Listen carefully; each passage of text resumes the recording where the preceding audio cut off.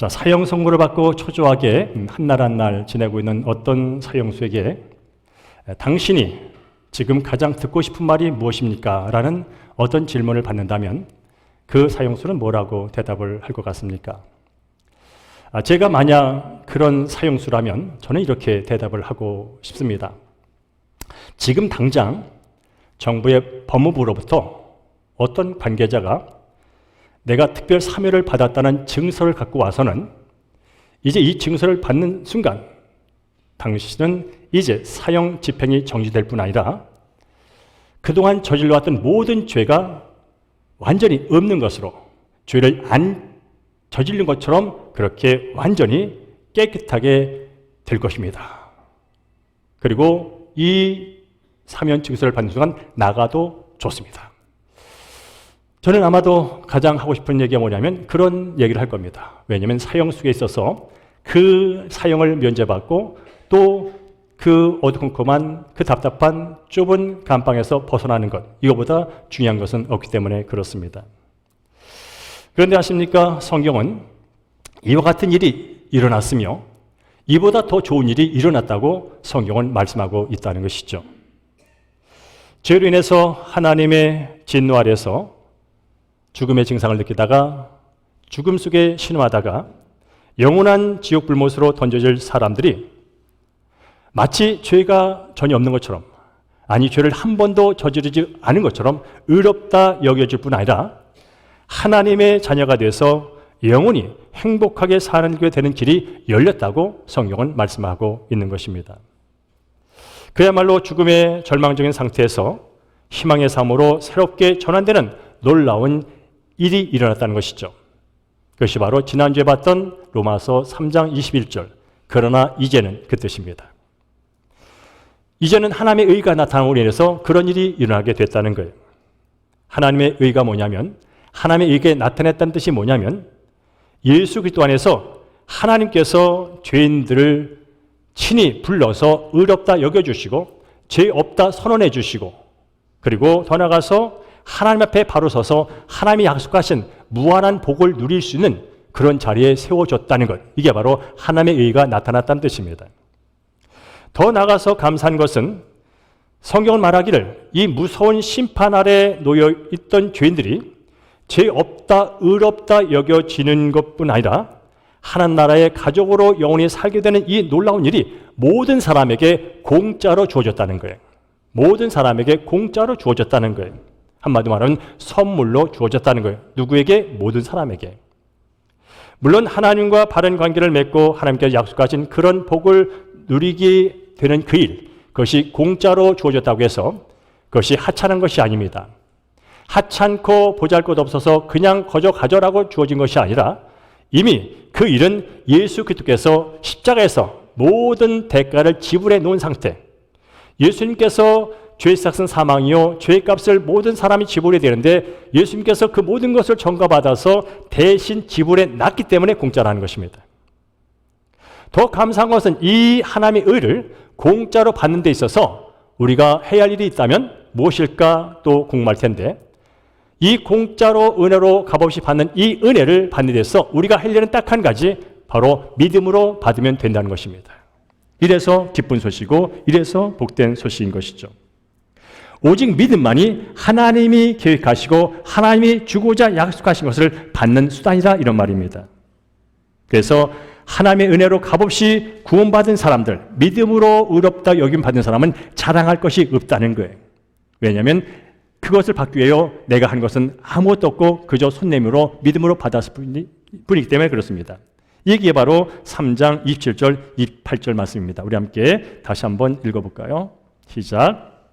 그런즉 자랑할 때가 어디 있느냐? 있을 수 없느니라. 무슨 법으로냐? 행위로냐? 아니라 오직 믿음의 법으로니라. 그러므로 사람이 의롭다 하심을 얻는 것은 율법의 행위에 있지 않고 믿음으로 되는 줄 우리가 인정하노라. 아멘. 그렇습니다. 사람들이 하나님과 올바른 관계를 회복하고 하나님의 언약 백성에 대해서 하나님이 약속하신 무한한 복을 누리는 일, 그 일을 위해서 사람들은 스스로 뭔가를 할 필요가 없다는 것입니다. 아니, 할 일이 아무것도 없다는 것입니다. 단지 믿음으로 받아들이면 된다는 것이죠. 그래서 자랑할 것이 없다고 말합니다. 바로 지금까지 제가 말씀드린 게 로마서의 심장이라 부르는, 로마서 16장 가운데 심장 중에 핵심 내용이라 부르는 로마서 3장 21절에서 28절까지 말씀, 지난주에 나눈 말씀을 제가 요약해서 전해드린 겁니다. 왜 다시 요약해 드리냐면, 만약 지금 여기 여러분 앞에 서 있는 제가 제 안에 심장이 없다면 과연 제가 여기 있을 수가요? 도저히 상상할 수 없는 일입니다. 제 안에 심장이 없다면 저는 이 자리에 서 있을 수 없습니다. 마찬가지로 여러분이 예수를 믿고 교회를 다니고 한 백성이라고 말하면서 이 심장의 복음의 진리를 여러분이 알지 못하고 이 진리를 믿지 않는다면 여러분은 헛껍데기로 이 자리에 있는 겁니다. 심장 없는 사람이 죽은 것처럼 심장 없는 복음의 메시지를 갖고 있지 않은 그리스도인하고 교회라고 적을 뒀다고 그 사람이 교인이 아니라는 거예요.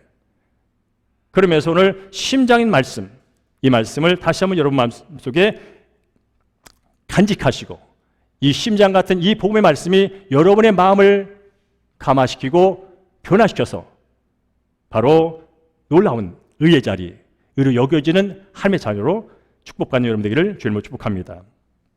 이렇게 성경이 바로 은혜로 값없이 믿음으로 구원의 영생의 선물을 받는 거야, 이렇게 말을 해도 그래도 그렇지 어떻게 좋은 선물을 믿음으로만 받을 수 있어?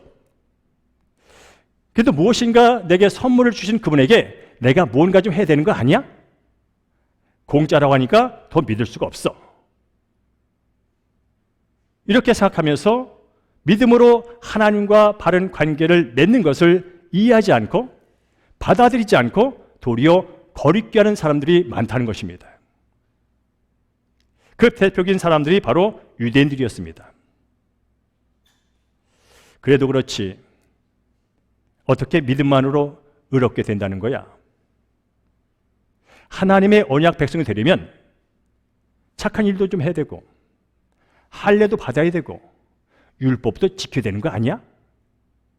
이렇게 유대인들이 강력하게 주장을 했습니다. 이에 사도 바울은 믿음으로 의롭게 된 실적인 사례를 들어서 하나님이 은혜로 값없이 주는 이 의의 선물은 믿음으로 받는 거야. 내가 예를 한번 들어볼게 하면서 유대인들의 조상, 유대인들의 시작 아브라함을 예로 듭니다. 또한 유대인들이 가장 자랑스럽게 여기는 다윗을 예를 듭니다. 어떻게 아브라함과 다윗이 믿음으로 의롭게 됐는지, 아브라함이 뭔가를 해서 다윗이 뭔가를 해서 의롭게 된 것이 아니라 우리 유대인들의 조상인 아브라함도 믿음으로 의롭다 여기를 받았어. 우리가 그렇게 자랑하는 통일 왕국의 왕 중에 왕으로 여기는 다윗 왕도 믿음으로 이렇게 영향을 받았어. 그 얘기를 하고 있는 게 바로 로마서 4장입니다. 그러니까 로마서 4장은 로마서 3장 그 심장에 대해서 여전히 심장임에도 불구하고 그것을 거부하며 여전히 이야기를 꺼리는 사람들에게 그 신뢰를 들어서 이해하도록 돕는 그런 말씀이 4장입니다. 따라할까요? 믿음으로 의롭다고 인정받은 아브라함. 자, 우리 4장 3절 말씀을 읽어보겠습니다. 시작. 성경이 무엇을 말하느냐? 아브라함이 하나님을 믿음에 그것이 그에게 의로 여겨진 바 되었느니라 라고 말씀합니다. 성경이 무엇라고 말하니? 이들에게서 성경은 구약 성경입니다. 구약 성경, 너희들이 그렇게 달달 외우고 그렇게 자랑스럽게 읽은 성경이 뭐라고 말하니? 우리의 믿음의 조상 아브라함이 하나님을 믿음에 의롭게 됐다고 말하지 않아. 그 뜻이 바로 로마서 4장 3절입니다. 여러분, 흔히 우리는 아브라함을 믿음의 조상이라고 부릅니다. 그야말로 하나님을 전적으로 신뢰하고 의지하고 따랐던 그런 모델이라 이 말입니다. 그러면 로마서 4장 3절 성경이 무엇이라고 말하니? 라고 하는 그 성경, 이 하나님을 믿음에 의롭게 됐다고 하는 그 본문은 어디 있을까? 찾아 들어가는 거죠. 창세기 15장 6절이 있습니다. 우리 함께 창세기 15장 6절을 보겠습니다. 함께 했습니다. 아브라함이 여호와를 믿으니 여호와께서 이를 그의 의로 여기시고 라고 말합니다. 그렇구나. 이 말이 그냥 사도 바울이 지어낸 얘기가 아니구나. 신학자들이 연구해서 그렇게 내놓은 논문의 결과가 아니구나. 창세기 15장 6절에 써 있구나. 뭐라고요? 아브라함이 여호와를 믿으니 여호와께서 이를 그의 의로 여겼다고 말합니다. 아브라함이 행위를 하니까, 아브라함이 뭘 하니까 그걸 기쁘게 여겨져가지고 어우 기특하네 하면서 의롭다고 하나님의 언약 백성으로 받아준 것이 아니고, 하나님 앞에 서서 하나님과 함께 동행하도록 하나님이 약속하신 복을 누리며 살도록 해준 게 아니고, 그저 믿었더니 하나님께서 하나님의 자녀로 받아주시고 그를 의롭다 여겼구나 라고 하는 거죠. 그럼 이 본문의 배경을 좀 더 들어가야 됩니다. 여러분 한 것처럼 창세기 10장에 보면 하나님께서 아브라함을 부르는 장면이 나옵니다. 그가 이제 갈대아 우를 떠나서 하란에 있을 때 하나님께서 말씀합니다. 이제 네 고향과 친척과 본토 아비집을 떠나가라. 그리고 내가 지시할 땅으로 가라는 명령을 주십니다. 지시할 땅으로 가라는 명령을 줄 뿐 아니라 앞으로 내가 너로 말미암아 너에게 큰 민족을 이루게 해줄 거야. 너의 자손을 통해서 큰 민족이 일어날 거야. 그리고 네 이름이 창대해질 거야. 네 이름의 만방이 알려질 거야. 그리고 너로 말미암아 너의 씨를 통해서 모든 민족이 복을 받게 될 거야 하는 약속을 주십니다. 이 약속은 일방적으로 하나님이 주신 거예요. 아브라함이 그런 약속해달라고 한 적이 없어요. 제 이름 좀 높여주세요. 제게 땅 좀 주세요. 제게 자식 좀, 그런 적이 없어요. 하나님이 부르셔서 일방적으로 약속을 해줬습니다. 이제 아브라함은 이 하나님의 말씀을 믿고 붙들고 살기 시작합니다. 이제 1년이 가고 5년이 가고 10년이 가고, 그가 이 말씀을 받을 때는 75세, 이제 85세가 되는 상황들. 그런데도 불구하고 아기가 생기지 않습니다. 너로 말미암아 큰 민족, 수많은 자손이 생길 거라고 하는 말씀을 믿고 순종하고 따라왔건만 1년이 지나고 5년이 지나고 10년이 지나도 아기가 생기지 않습니다. 그때 아브라함 마음이 조급해집니다. 그래서 하나님께 말하죠. 하나님께서 지금까지 자식을 주지 않으니 우리 집에 종으로 있는 엘리에셀을 나의 양자로 삼아서 후계자로 상속자로 삼으면 안 되겠습니까? 이렇게 제안을 합니다. 그때 하나님이 아니야, 그거 아니야 하면서 아브라함을 집 밖으로 이끌어내서는 하늘을 보라고 말합니다. 자, 하늘을 봐. 하늘을 우러러 무별을 셀 수 있나 봐라. 앞으로 너를 통하여 하늘의 무별처럼 바닷가의 모래알처럼 수많은 민족, 백성이, 자손이 있게 될 거야 라고 다시 약속을 확인시켜 줍니다. 그때 아브라함은 그 말씀을 믿었답니다. 1년이 가고 5년이 가고 10년이 가도 현실적으로 나타나지 않는 그 상황, 수많은 자손이 있다고 말하고만 여전히 자식 하나 없는 처지, 그 상황 속에서도 하나님께서 다시 말씀해 주신 그 말씀을 믿었답니다. 그리고 하나님은 그 믿음을 통하여 아브라함을 의롭다고 여겨주고 너는 나와 함께 합당한 자야. 내가 너의 언약 백성으로서 영원히 나와 함께 할 수 있는 그런 자격을 갖췄어 라고 인정해 줬다는 것입니다. 바로 사도 바울은 공짜로, 은혜로, 값없이 믿음으로 구원받는 거 어떻게 그거면 돼? 라는 사람들에게 하나님께 의로 여겨지는 것은 어떤 착한 행동이나 할례를 받거나 율법을 잘 지켜서 되는 것이 아니라 바로 하나님을 믿음으로 되는 거야 하는 사실을 아브라함을 통해서 보여주고 있는 것이죠. 그러면서 이제 좀 더 들어갑니다. 실제로 유대인들이 그래도 그렇지 할례를 받아야 되지요. 그래도 그렇지 율법을 지켜야죠. 라고 계속 고집부리는 이 유대인들에 대해서 이렇게 또 말을 합니다. 우리 함께 11절 말씀을 읽겠습니다. 11절 시작. 그가 할례를 받은 것은 무할례 시에 믿음으로 된 의를 인친 것이니 이는 무할례자로서 믿는 모든 자의 조상이 되어 그들도 의로 여기심을 얻게 하려 하심이라 라고 말합니다. 자, 할례라는 게 뭐냐면요, 남자들의 그 상식기의 표피를 꺼내놓는 겁니다. 유대인들은 지금도 남자 일을 하면 8일 만에 이 할례 의식을 행합니다. 그런데 이 할례가 언제부터 시작됐냐면 창세기 17장 후반부터 할례 얘기가 나옵니다. 그러니까 이 할례 의식이 시작된 것은 창세기 15장 6절 그 이후에 일어났다는 뜻이에요. 정확히 말하면 아브라함이 믿음으로 함께 의롭다 여겨진 창세기 15장 6절의 말씀 이후에 14년 후에 일어난 일이에요.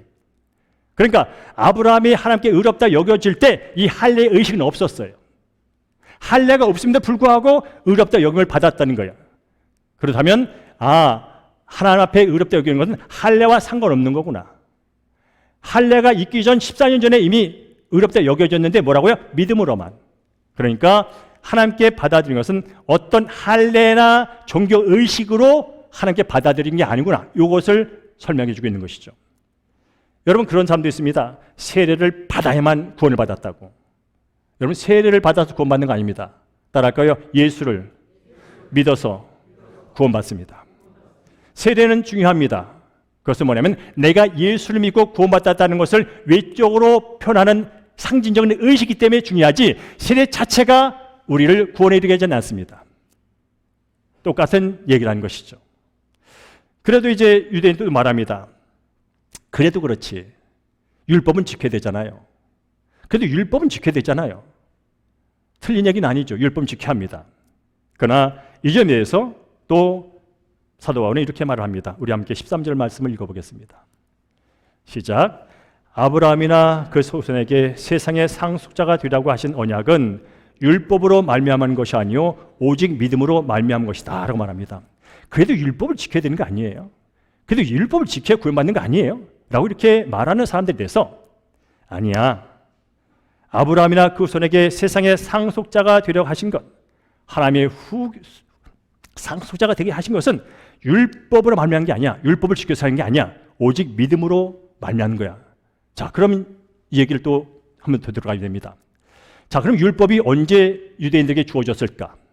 언제 주어졌냐면 모세에게 주어졌습니다.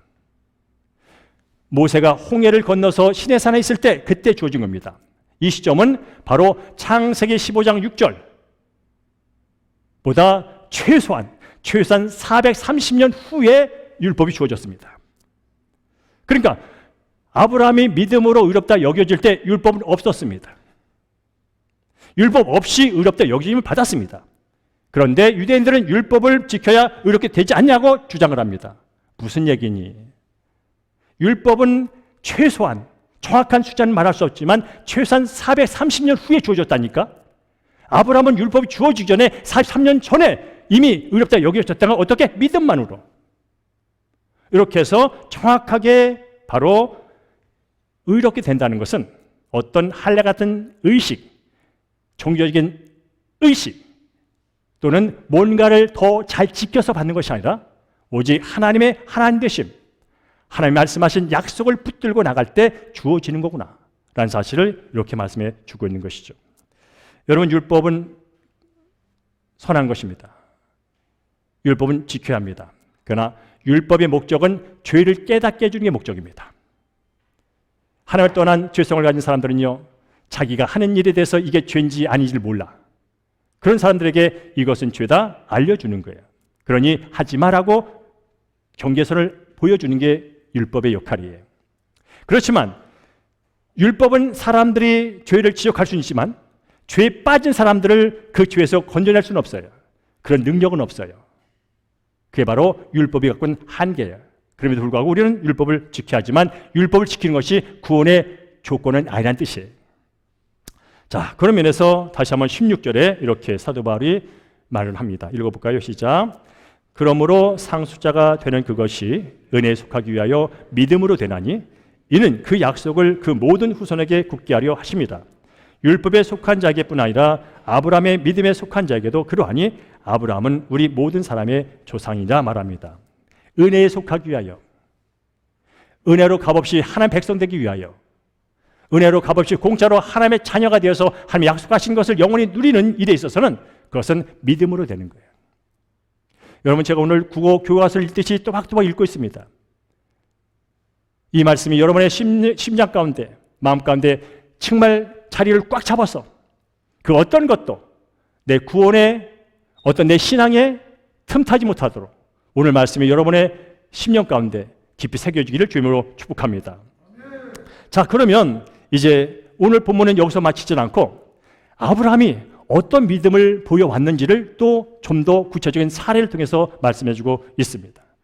아브라함은 어떤 믿음을 갖고 살았으며 어떻게 그 믿음이 인정받았는지 그 얘기를 더 이어갑니다. 17절을 읽어보겠습니다. 17절 시작. 그가 믿은 바 하나님은 죽은 자를 살리시며 없는 것을 있는 것으로 부르시는 이시니라 라고 말합니다. 아브라함이 믿었대요. 여러분, 믿는 것 중요한 겁니다. 왜냐하면 믿는 것 따라서 인생이 결정되거든요. 내가 오늘 무엇을 믿냐에 따라서 믿는 말을 하게 되고, 그 사람의 말을 들어보면 그 사람이 뭐를 믿는지 알아요. 그리고 그 사람의 행동을 보면 그 사람이 뭐를 믿는지 알아요. 나 이거 믿어로 말을 안 해도 그 사람의 말과 행동을 보면 저 사람이 뭘 믿고 있는지가 보인다니까요. 그래서 믿음은 중요한 거예요. 근데 아브라함이 뭘 믿으면 하나님은 잘, 하나님. 아브라함은 하나님을 믿었어요. 아브라함은 하나님을 믿었어요. 오늘 이 시간도 여러분은 믿었기 때문에 이 자리에 있는 겁니다. 누구를 믿고 이 자리에 있나요? 무엇을 믿고 이 자리에 있나요? 아브라함은 하나님을 믿었답니다. 그러면 아브라함이 믿은 하나님은 누굴까요? 그러면 내가 믿는 하나님은 누굴까요? 이 질문을 또 하셔야 되는 거예요. 막연한 하나님을 믿느냐? 오늘 전국민 청년이 말한 것처럼 내가 만든 하나님일 수도 있다. 혹시나 이런 하나님을 내가 믿고 있지 않을까? 그렇게 생각을 해보자는 거예요. 근데 중요한 것은 아브라함은 하나님을 믿었대. 그러면 아브라함이 믿은 하나님은 어떤 분일까? 이렇게 말합니다. 아브라함은 하나님을 믿었는데 죽은 자를 살리는 하나님을 믿었어. 없는 것을 있게 만드는 하나님을 믿었어 라고 말씀하는 거예요. 자, 죽은 자를 살리는 하나님, 부활의 하나님입니다. 죽음 같은 그의 상황 속에서도 이제 자녀를 주겠다고 약속받을 때가 75세, 1년이 지나고 5년이 지나고 10년이 지나고 해도 나타나지 않는 그 사이에 어떤 일이 벌어집니까? 이제 아브라함은 할아버지가 되어서 생식할 능력이 사라졌고, 아내 사라는 나이가 들어서 이제 월경이 멈춘 상태, 그거를 완경이라고 하더만요. 여자분들은 이 얘기를 잘 안다고 합니다. 월경이 이제 완성돼서 한 것. 옛날에는 폐경이라는데 폐경 말을 쓰지 않는답니다. 완경. 이제 그 생리가 멈춰서 더 이상 아이를 가질 수 없는 그런 몸의 상태, 그걸 바로 죽은 상태로 말한 겁니다. 그러나 그는 믿었습니다. 나의 상태는 이럴지라도, 내 아내의 상태는 이럴지라도 하나님께서 역사하시면, 하나님께서 말씀하신 대로 신실하게 그 약속을 지키시면 여전히 자손이 생길 거야. 그걸 믿었답니다. 이게 바로 죽은 자를 살리시는 하나님을 믿었다는 거예요.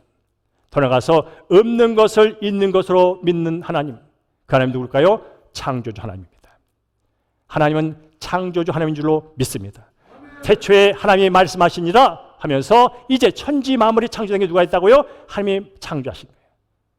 오늘 이 시간 여러분이 믿는 하나님이 창조주 하나님이기를 주님으로 축원합니다. 없는 것을 있게 하시는 영원하신 스스로 계신 하나님이기를 주님으로 축복합니다. 이게 믿음이에요. 기독교인이 믿는 믿음은 이 믿음입니다. 내가 만난 신 중에 신, 내가 좀 잘 보이면 내가 잘 본 걸 통해서 뭔가를 내게 덕을 줄 것 같은 어떤 미신적인 우상이 아니라 스스로 계시고 주권을 가지고, 절대 주권을 가지고 섭리 가운데서 세상을 다스리는 그런 하나님, 바로 그 하나님을 아브라함이 믿었다는 것입니다. 특별히 오늘 본문은 말합니다. 아브라함은 이런 믿음을 가져서 바랄 수 없는 중에 바라는 믿음을 가졌어. 우리 함께 18절 말씀을 읽습니다. 18절 시작. 아브라함이 바랄 수 없는 중에 바라고 믿었으니 이는 네 후손이 이가 되리라 하신 말씀대로 많은 민족의 조상이 되게 하려 하심이다 라고 말합니다.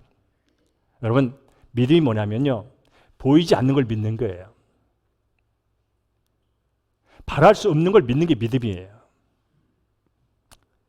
그야말로 희망이 전혀 없는데도 불구하고 그 안에 희망을 보면서 믿는 게 아브라함이 믿었던 믿음이에요. 하늘의 별만큼 네 자손이 많아질 거다. 바닷가의 모래알처럼 네 자손이 많아질 거야.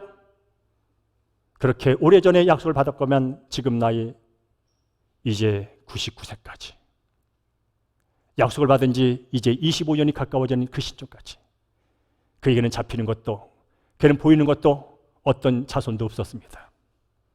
그리고 사랑하는 아내, 그렇게 이뻤던 아내, 애굽에 가서 나이가 들었는데 보고 그렇게 이뻐서 누구라고 속일 만큼 그렇게 이뻤던 아내, 그렇지만 그 아내도 이제 완경, 월경이 멈추고 더 이상 생물학적으로 자손을 잉태할 수 없는 그 상황, 그야말로 아기를 낳기는 인간의 입장에서 절대 절망의 상황.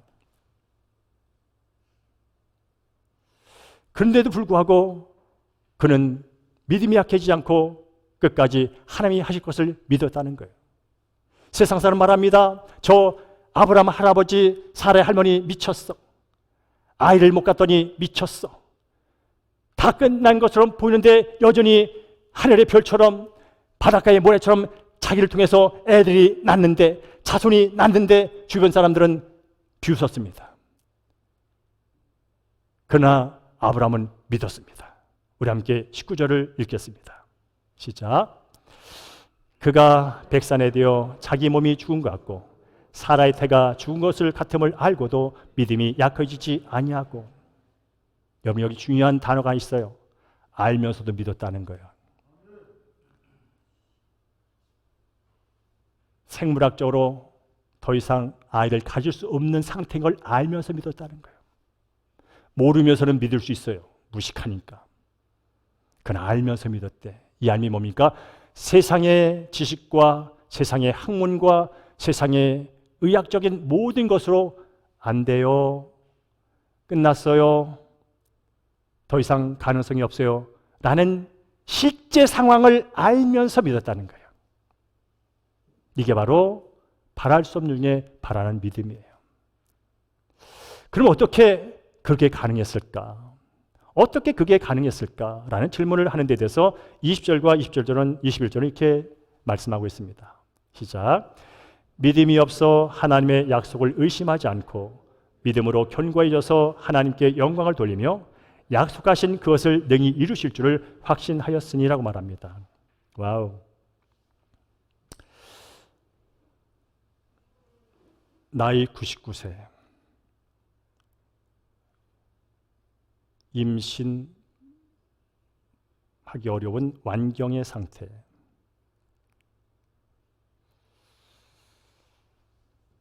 이미 1년도 아니고 5년도 아니고 10년도 아니고 오랜 동안 기다렸지만 안 된 상태. 어쩌면 저는 이게 더 크게 보일 겁니다. 99세 아기를 낳는다고? 생이가 멈췄는데 아기를 낳는다고? 도대체 얼마를 더 기다려야 되는 거야?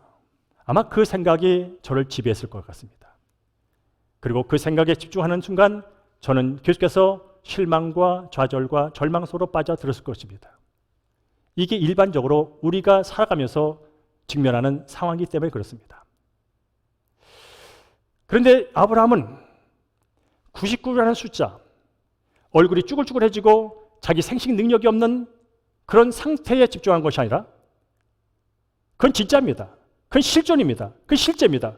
그러나 실제를 바라보는 것이 아니라 하나님이 약속하신 네가 99세일지라도 네가 15년, 20년 기다렸을지라도 네 아내가 그럴지라도 내가 한다? 나 창조주야? 내가 약속했지? 나는 한 번 말하면 약속을 지키는 신실한 하나님, 그 하나님을 집중해서 바라봤다는 거예요. 그래서 믿음이 약해지지 않았다는 거예요. 99 끝났어, 멈췄어, 언제까지 더 기다려? 라고 하면 할수록 믿음은 약해지게 돼 있어요. 계속 약해지는 거예요. 혹시 여러분 지금도 살면서 여러분의 믿음을 약해지게 하는 요소가 있을 거예요.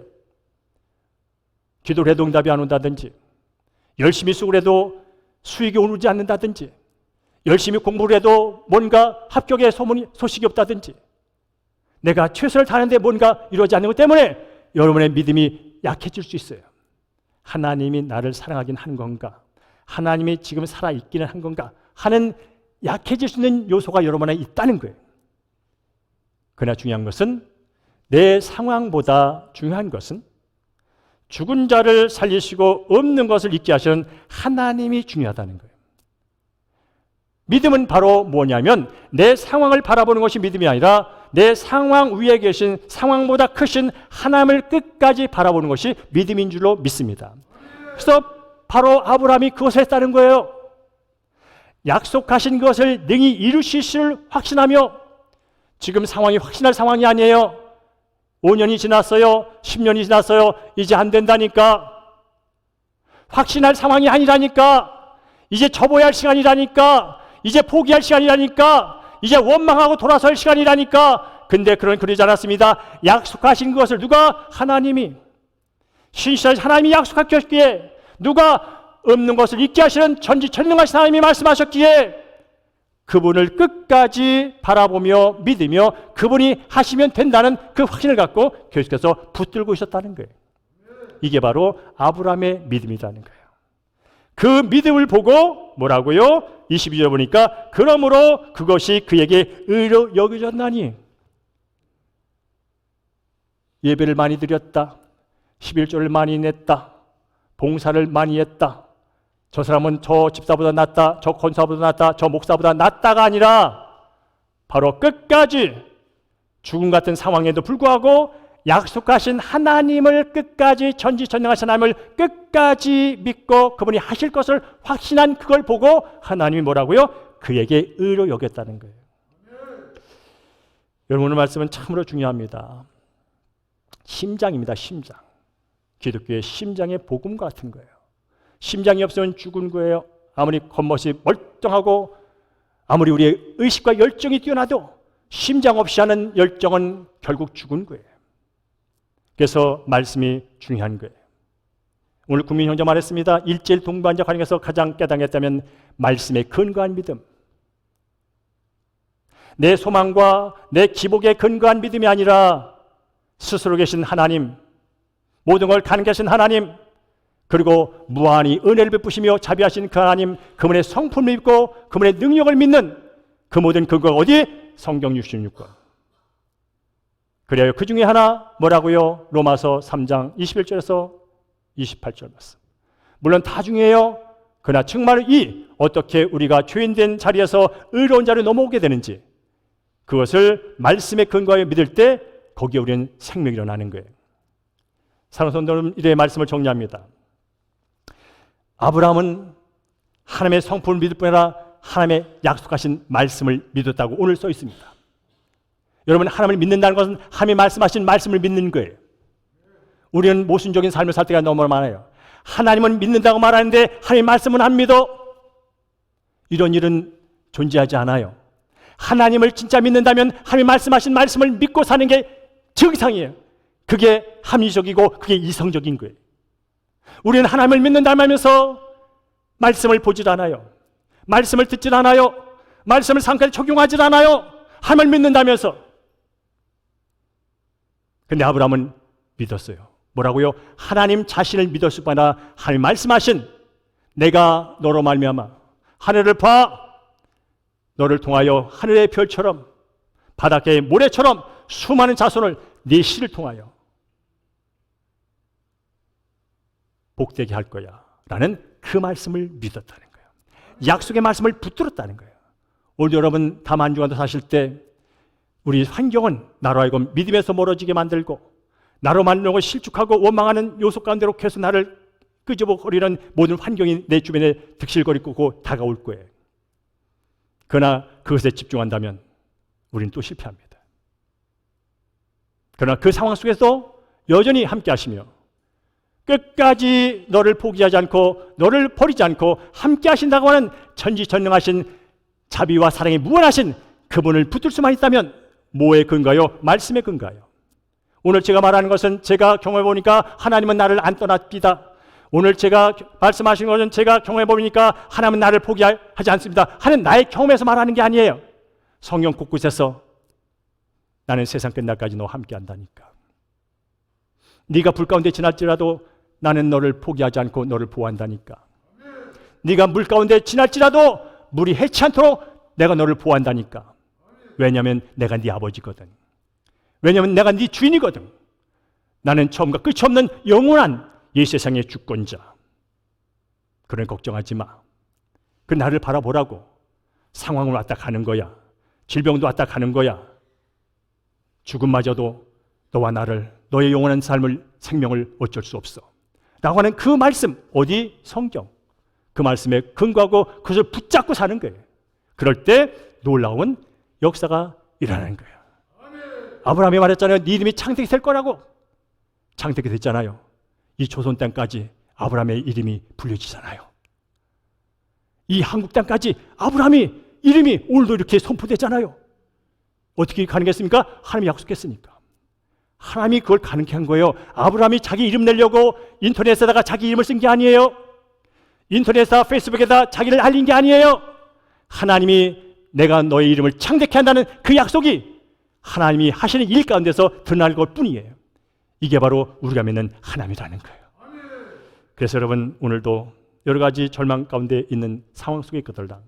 하나님을 꼭 붙드시기 바랍니다. 자, 마지막 절만 읽고 마치겠습니다. 우리 23절, 24절 요거 하고 마치겠습니다. 그에게 시작. 그에게 의로 여겼다 기록된 것은 아브라함만 위한 것이 아니요 의로 여기심을 받을 우리도 위함이니 곧 우리 예수 우리 주를 죽은 자 가운데서 살리신 이를 믿는 자니라. 아멘. 이게 이제 4장의 결론이에요. 지금까지 내가 말한 거 아브라함이 의롭다 여긴 건 믿음으로 된 거지. 근데 그게 아브라함에 관한 것만 아니야. 아브라함을 위한 것만이 아니야. 우리 모두를 위한 것이야. 뭡니까? 누구든지 이 땅에 2000년에 태어났던, 앞으로 주님 오실 때가 태어났던 누구든지 예수 그리스도를 믿는 자는 그 믿음만으로 의롭게 된다는 거야. 이게 요점이야 라고 말씀해 주는 거야. 네가 남자든 네가 여자든 네가 부자든 네가 가난하든 네가 아프든 네가 건강하든 상관이 없어. 예수 그리스도를 믿는 그 누구든지 그 믿음이 바로 하나님께 받아들여지고 하나님 앞에 죄 없다 여겨지고 하나님 백성으로 영원히 영생 복락을 누리는 그건 바로 다른 게 아니야. 예수 그리스도 그분을 믿음으로 되는 거야 라는 사실을 말씀해 주고 있습니다. 말씀을 냈습니다. 예수님은 십자가에서 이런 일이 일어나도록 하기 위해서 몸소 우리의 모든 불의를, 죄값을 다 담당하시고 죽으셨습니다. 그리고 3일 만에 부활하셔서 내가 한 일이 진짜라는 사실을 확증해 주셨습니다. 그분은 율법의 요구를 다 충족하셨고 죄값을 다 지불했습니다. 그분은 하나님이시거든요. 그래서 예수를 믿고 구원받는 일은 그 어떤 것보다 영광스러운 일이라는 거예요. 더 감사한 것은 이 믿음으로 의롭게 되는 이 일이 모든 사람에게 활짝 열렸다는 거예요. 이 시간 이 자리에 예배하는 우리 사랑하는 성도님, 이 예수를 믿는 믿음으로 구원받아 의롭게 되어 하나님을 예배하는 여러분인 줄로 믿습니다. 행여나 이 믿음이 아직까지 말씀으로 들어오지 않아서 답답한 분이 계실 수 있어요. 근데 방법은 없어요. 말씀을 듣는 것밖에. 믿음은 들으면서 나거든요. 들으면 뭘 들어요? 세상에 많은 소식이 있지만 그것이 우리를 믿음을 생기게 만들지 않아요. 바로 그때의 말씀. 하나님의 말씀을 들을 때 믿음이 생겨요. 생겨요. 선물로 와요. 그럴 때 믿어지는 거예요. 그러나 믿기 위해서 노력은 해야 돼요. 그 노력이 뭐라고요? 말씀을 귀를 열고 듣는 거예요. 선입견을 내려놓고 그동안 가졌던 인생의 경험과 지식과 얄팍한 인간의 한계를 내려놓고 한번 들어보는 거예요. 들어보는 거예요. 들어보면 하나님의 성령이 그 영이신 말씀, 살리는 말씀, 생명의 말씀, 그 말씀에 대해서 작동을 시작해요. 그래서 나도 모르게 믿어지는 것을 경험해요. 믿어져요. 그냥 제가 오늘 이렇게 열을 내며 하는 게 그냥 밥벌이 하려고 이렇게 말을 할까요? 아니요. 믿어지기 때문에 하는 거예요. 믿어지니까 하는 거예요. 제가 여러분 이 자리에 있는 것이 38에 직장 다니다가 멀쩡한 직장 그만두고 여기 오는 거 돈 때문에 했을까요? 목사하면 돈을 더 벌던가요? 세상 사람은 돈을 위해서 직업을 바꿉니다. 이런 남편 더 주냐면 직장을 바꿉니다. 저는 직장을 바꿨습니다. 아나운서에서 PD에서 목사로. 고등학교 친구를 만났습니다. 영서봐, 너는 왜 돈 안 되는 데만 찾아다녀? 초등학교 친구를 만났습니다. 40년 만에. 영서봐, 너 옛날 아나운서더니 목사 됐다며. 목사가 더 돈 잘 버냐? 여러분, 고등학교 친구와 초등학교 친구가 저를 바라보는 해석이 달라요. 그러나 중요한 것은 이것도 아니고 저것도 아니야. 예수가 믿어져서 예수의 정보와 예수의 소식만이 이 땅의 남자와 여자, 가난한 자, 부자, 있는 자, 없는 자, 배운 자, 못 배운 자 모든 사람을 만족시키고 그의 생명과 영혼을 결정하기 때문에 이 사실이 나는 믿어져서 직장을 그만두고 이민 가방 3개 싸고 필리핀에 갔어. 그리고 기도하면서 여기까지 왔어. 다른 건 하나도 없어. 돈도 아니야, 명예도 아니야. 오직 내 안에 예수가 믿어져서, 예수의 생명이 진짜 믿어져서 이것만이 이 갈등과 죽음의 구조 속에서 벗어날 수 있는 최고의 정보라고, 소식이라고 믿어져서 그렇게 했어 라고 하는 게 저의 고백이라면, 바라기는 사랑하는 성도님, 이건 제가 임의로 강제로 할 수 있는 일 아니에요. 그러나 여러분께서 말씀을 듣고 들을 때 성령께서 구원받기로 작정된 자는 하나님 불러서서 믿음을 주실로 믿습니다. 다음 한 주간도 여러분 예수의 생명을 마음속에 부둥지 않고 행연한 믿음이 없으신 분은 성경을 그냥 읽으세요. 최소한 비판하려도요, 알고 비판을 해야지. 교회가 어떻다, 목사가 눈에 보이는 거요, 진리가 아니야, 진짜가 아니야. 겉에 보는 것 갖고 판단해서 인생 망치지 마시고 진짜 이 속에 뭐가 있는지 알아본 다음에 그때 판단해도 늦지 않습니다. 그때 안 믿어도 늦지 않습니다. 중요한 것은 한번 들어보고 알아보고 결정하라는 거예요. 그게 바로 오늘 이 시간, 이 시대를 향한 주님의 말씀이요, 또 우리를 향한 하나님의 말씀인 줄로 믿습니다. 다만 주와도 주 예수와 함께 동행하시면서 그분이 약속하신 아브라함의 복을 풍성히 누리다가 이 자리 또 감격하고 오신 여러분 되기를 주의 이름으로 축원합니다. 아멘.